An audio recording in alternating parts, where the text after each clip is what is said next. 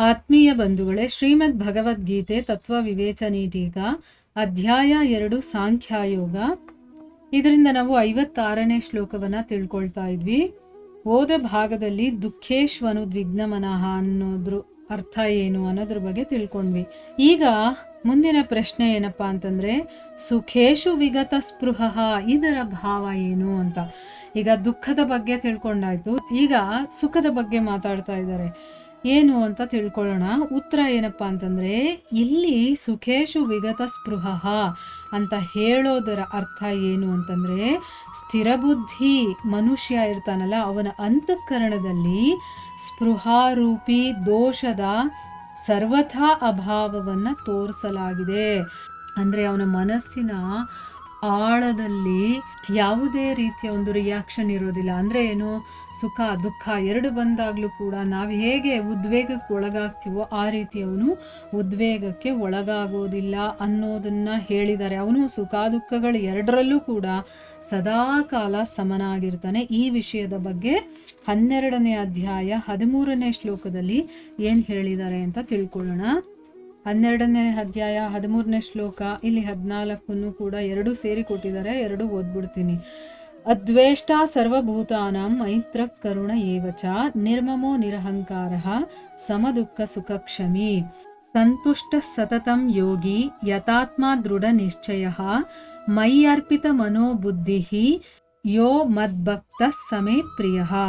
ಅಂದ್ರೆ ಅರ್ಥ ಏನು, ಯಾವ ಪುರುಷ ಎಲ್ಲ ಪ್ರಾಣಿಗಳಲ್ಲೂ ದ್ವೇಷ ಭಾವ ರಹಿತನಾಗಿ ಸ್ವಾರ್ಥರಹಿತ ಎಲ್ಲರ ಪ್ರೇಮಿಯಾಗಿದ್ದಾನೋ, ಯಾವ ಕಾರಣನೂ ಇಲ್ಲದೆ ದಯಾಳುವಾಗಿದ್ದಾನೋ, ಮತ್ತೆ ಮಮತಾರಹಿತನಾಗಿದ್ದಾನೋ, ಅಹಂಕಾರ ರಹಿತನಾಗಿದ್ದಾನೋ, ಮತ್ತೆ ಸುಖ ದುಃಖಗಳ ಪ್ರಾಪ್ತಿಯಲ್ಲಿ ಸಮನಾಗಿರ್ತಾನೋ, ಕ್ಷಮಾವಂತನಾಗಿರ್ತಾನೋ, ಅಂದ್ರೆ ಅಪರಾಧ ಮಾಡೋರ್ಗೂ ಕೂಡ ಅವನು ಅಭಯ ನೀಡುವಂತವನಾಗಿರ್ತಾನೋ, ಮತ್ ಯಾವ ಯೋಗಿ ನಿರಂತರವಾಗಿ ಸಂತುಷ್ಟನಾಗಿರ್ತಾನೋ, ಮನಸ್ಸು ಇಂದ್ರಿಯಗಳ ಸಹಿತ ಶರೀರವನ್ನ ವಶದಲ್ಲಿ ಇಟ್ಕೊಂಡಿರ್ತಾನೋ, ಮತ್ತೆ ನನ್ನಲ್ಲಿ ದೃಢ ನಿಶ್ಚಯವುಳ್ಳವನಾಗಿರ್ತಾನೋ, ನನ್ನಲ್ಲೇ ಮನಸ್ಸು ಬುದ್ಧಿಗಳನ್ನ ಅರ್ಪಿಸಿರುವಂತ ನನ್ನ ಭಕ್ತರು ನನಗೆ ಪ್ರಿಯನಾಗಿದ್ದಾನೆ ಅಂತನ್ಬಿಟ್ಟು ಹೇಳ್ತಾನೆ.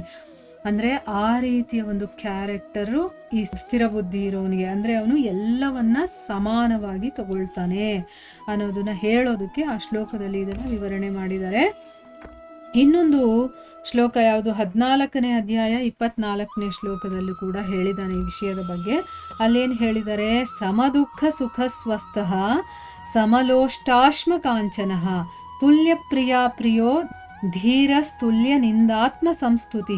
ಅಂದ್ರೆ ಅರ್ಥ ಏನು, ಯಾರು ನಿರಂತರ ಆತ್ಮಭಾವದಲ್ಲಿ ಸ್ಥಿತನಾಗಿದ್ದಾನೋ, ಮತ್ತೆ ಸುಖ ದುಃಖಗಳನ್ನ ಸಮಾನ ಅಂತ ತಿಳ್ಕೊಳ್ತಾನೋ, ಮತ್ತೆ ಕಣ್ಣು ಕಲ್ಲು ಮತ್ತೆ ಚಿನ್ನಗಳಲ್ಲಿ ಸಮಾನವಾದಂತಹ ಭಾವವುಳ್ಳವನಾಗಿದ್ದಾನೋ, ಜ್ಞಾನಿಯಾಗಿದ್ದಾನೋ, ಪ್ರಿಯ ಮತ್ತೆ ಅಪ್ರಿಯ ಎರಡನ್ನೂ ಕೂಡ ಒಂದೇ ಅಂತ ತಿಳ್ಕೊಳ್ತಾನೋ, ಮತ್ತೆ ನಿಂದಾ ಸ್ತುತಿಯಲ್ಲೂ ಕೂಡ ಸಮಭಾವ ಇರುವಂಥವನಾಗಿದ್ದಾನೋ ಅಂತ ಹೇಳಿದ್ದಾನೆ. ಅಂದ್ರೆ ಇಷ್ಟೆಲ್ಲಾ ಗುಣಗಳು ಯಾರಲ್ಲಿರುತ್ತೋ ಅವನು ಸ್ಥಿರ ಬುದ್ಧಿ ಇರೋನು, ಅಂದ್ರೆ ಸ್ಥಿತಪ್ರಜ್ಞ ಅಂತ ನಾವು ತಿಳ್ಕೋಬೇಕು ಅಂತ ಇದ್ರ ಅರ್ಥ. ಯಾವ ರೀತಿ ಬಹುದೊಡ್ಡ ದುಃಖ ಬಂದಾಗ ಅವನನ್ನ ತನ್ನ ಸ್ಥಿತಿಯಿಂದ, ಅಂದ್ರೆ ತಾನಿರುವಂತ ಒಂದು ಸ್ಥಿತಿ ಇರತ್ತಲ್ಲ, ಸಮಭಾವದ ಸ್ಥಿತಿ, ಅದರಿಂದ ವಿಚಲಿತಗೊಳಿಸೋದಕ್ಕಾಗೋದಿಲ್ವೋ, ಅದೇ ರೀತಿ ದೊಡ್ಡ ದುಃಖ ಬಂದಾಗ್ಲೂ ದೊಡ್ಡ ಸುಖ ಬಂದಾಗ್ಲೂ ಕೂಡ ಅವನ ಅಂತಃಕರಣದಲ್ಲಿ ಸ್ವಲ್ಪ ಮಾತ್ರ, ಅಂದ್ರೆ ಕಿಂಚಿನ್ ಮಾತ್ರ ಅಂತ ಹೇಳ್ತೀವಲ್ವ, ಅಷ್ಟೂ ಕೂಡ ಸ್ಪೃಹೆಯ ಭಾವವನ್ನ ಉಂಟು ಮಾಡೋದಕ್ಕೆ ಸಾಧ್ಯ ಇಲ್ಲ. ಅಂದ್ರೆ ಅವನ ಮನಸ್ಸಿನ ಮೇಲೆ ಯಾವ ಪರಿಣಾಮನೂ ಬೀಳೋದಿಲ್ಲ. ಈಗ ನಾವು ದುಃಖ ಬಂದಾಗ್ಲೂ ನಮ್ಮನ್ನ ಕಂಟ್ರೋಲ್ ಮಾಡೋಕ್ಕಾಗಲ್ಲ, ಸುಖ ಬಂದಾಗ್ಲಂತೂ ಇನ್ನೂ ಕಂಟ್ರೋಲ್ ಮಾಡೋಕ್ಕಾಗಲ್ಲ, ನಮಗೆ ಕುಣಿದಾಡ್ಬಿಡ್ತೀವಿ ಅಲ್ವಾ. ಅಂದ್ರೆ ನಮ್ಮ ಮನಸ್ಸು ಅಷ್ಟು ಬೇಗ ಉದ್ವೇಗಕ್ಕೆ ಒಳಗಾಗುತ್ತೆ, ಆದ್ರೆ ಅವನು ಆ ರೀತಿ ಉದ್ವೇಗಕ್ಕೆ ಒಳಗಾಗೋದಿಲ್ಲ. ಈ ಕಾರಣದಿಂದ ಅವನ ಮಾತಿನಲ್ಲಿ ಸ್ಪೃಹಾರೂಪಿ ದೋಷ ಸರ್ವತಾ ಅಭಾವವಾಗುತ್ತೆ. ಅಂದ್ರೆ ನಾವು ಸ್ಪೃಹ ಅನ್ನೋದ್ರ ಬಗ್ಗೆ ತಿಳ್ಕೊಂಡಿದ್ವಲ್ವಾ.